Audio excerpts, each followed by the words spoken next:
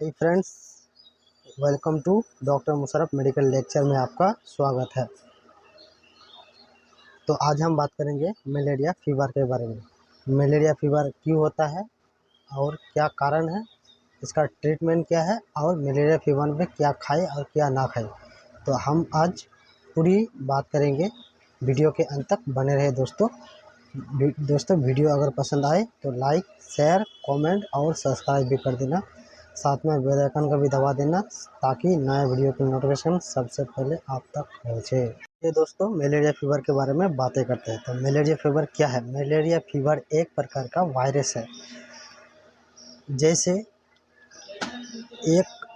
जैसे dengue fever होता है वैसे ही एक मलेरिया फीवर भी होता है। मलेरिया फीवर भी एक वायरस है जो एक दूसरे से फैलता है, मच्छर के काटने से फैलता है। मच्छर किसी संक्रमित व्यक्ति को काटने के बाद मच्छर भी संक्रमित हो जाता है और वही संक्रमित मच्छर किसी दूसरे को काट लेता है तो दूसरे को भी संक्रमित कर देता है। और मच्छर काटने के बाद व्यक्ति को 2 दिन बाद उसके लक्षण दिखाई पड़ते हैं। तो उसका लक्षण क्या है, लक्षण के बारे में भी जान लेते हैं। तो उसका लक्षण 1 नंबर है, बहुत ज़्यादा फीवर आएगा। 101 डिग्री होगा, 102 डिग्री होगा, 103 डिग्री होगा, बहुत ज़्यादा फीवर होगा। और फीवर के साथ साथ उसे ठंडा भी लगेगा, बहुत ठंडा लगेगा, पूरा शरीर में कंपन जगा देगा वो। और साथ में बॉडी पेन होगा, सर दर्द होगा, उल्टी होगा, जी मिचलाएगा, पेट में दर्द होगा और शरीर पर सूजन भी आ सकता है, आँखों से पानी भी आ सकता है, लूज मोशन भी लग सकता है, डिहाइड्रेशन भी हो सकता है, यानी कि शरीर में पानी का कमी भी हो सकता है। तो ये सब है लक्षण। अगर ये सब लक्षण दिखे तो आप तुरंत डॉक्टर से संपर्क करें। डॉक्टर से संपर्क करने के बाद डॉक्टर्स कुछ जांचें करवाएंगे। 1 नंबर जांच हो गया, सीबीसी करवाएगा, आरबीसी करवाएगा और विडाल टेस्ट करवाएगा, ब्लड कल्चर भी करवाएगा। आपको सर्दी खांसी भी हो सकता है तो इसलिए आपका चेस्ट एक्सरे भी करवा सकता है। तो रिपोर्ट के अकॉर्डिंग पेशेंट का ट्रीटमेंट होगा। तो जब पेशेंट मेरे पास आते हैं तब मैं क्या ट्रीटमेंट देता हूँ, आइए दोस्तों इसके बारे में जान लेते हैं। तो पेशेंट जब मेरे पास आता है तो सबसे पहले उसका बॉडी टेम्परेचर मापता हूँ। तो अगर उसका बीपी लो आ रहा है तो तुरंत आप उसे ओआरएस का पानी पिला दें, क्योंकि ओआरएस का पानी पिलाने से धीरे धीरे पेशेंट का बीपी नॉर्मल होने लग जाएगा। और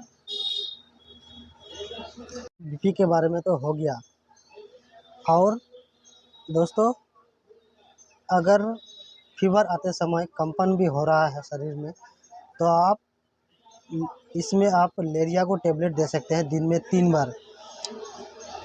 फीवर को उतारने में मदद करेगा पैरासीटामोल, और ठंड जो लग रहा है उसको भगाने में मदद करेगा लेरिया को, जिसका मैंने फ़ोटो लगा दिया है। तो आप पैरासीटामोल दिन में 3 बार दे सकते हो और लेरिया को टेबलेट को भी दिन में 3 बार दे सकते हो। और साथ में कुछ एंटीबायोटिक भी देना होगा, जैसे केलेबम 625 हो गया, मोनोसिप OCB 200 हो गया, स्विच CB 325 हो गया, सिप्रोफ्लॉक्सासिन हो गया। तो ये चारों में से एक एंटीबायोटिक आपको लेना है दिन में 2 बार खाने के बाद। और कुछ एंटासिड भी देना होगा, क्योंकि मलेरिया होने के समय पेशेंट को एसिडिटी भी बहुत ज़्यादा होगा। तो ऐसे में आप पेंटोप DSR या फिर रेवलकम DSR भी आप दे सकते हैं। और साथ में उल्टी भी होगा तो रेवलकम DSR में और पेंटोप DSR में डोमपेरिडोन होता है जो कि उल्टी को रोकने का काम करता है। तो आप पेंटाप्रोजोल और डोमपेरिडोन मिलाकर जो दोनों सॉल्ट होता है ये आप दे सकते हैं। तो ये दोनों सॉल्ट रेवालकैम DSR में भी है और पेंटॉप DSR में भी है। तो ये दोनों में से कोई एक एंटासिड आपको लेना होगा सुबह शाम खाली पेट।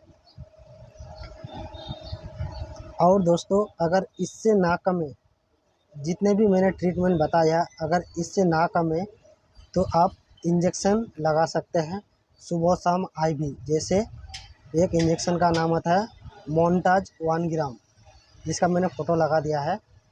ये आप सुबह शाम लगा सकते हैं। और साथ में इंट्रामस्कुलर लेरियागो इंजेक्शन आता है। आप इंट्रामस्कुलर दिन में एक बार लेरियागो इंजेक्शन को लगा सकते हैं। ये ट्रीटमेंट 5 दिन में मलेरिया को ख़त्म कर देगा। तो बस यही ट्रीटमेंट है। और दोस्तों मलेरिया में क्या खाए और क्या ना खाए, तो मलेरिया में आपको सफ़ेद सादा खाना खाना है। जैसे हरी सब्जी, कोई भी सब्जी चलेगा, चावल रोटी ये सब आप खा सकते हैं। आपको मीट नहीं खाना है, कोई तला हुआ चीज़ नहीं खाना है, जैसे समोसा लिट्टी चोखा ये सब तला हुआ चीज़ आपको नहीं खाना है।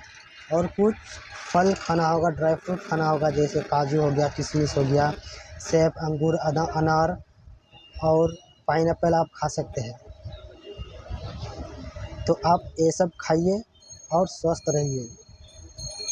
ये सब खाने के बाद आपको शरीर में एनर्जी बहुत आएगा, जिससे इम्यूनिटी पावर को स्ट्रॉन्ग करेगा और मलेरिया को जल्द से जल्द ठीक करने में मदद करेगा। तो थैंक यू दोस्तों।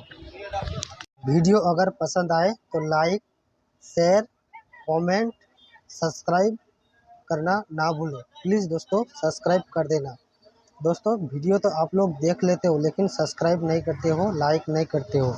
तो प्लीज़ दोस्तों लाइक भी कर देना और सब्सक्राइब भी कर देना। जय हिंद दोस्तों।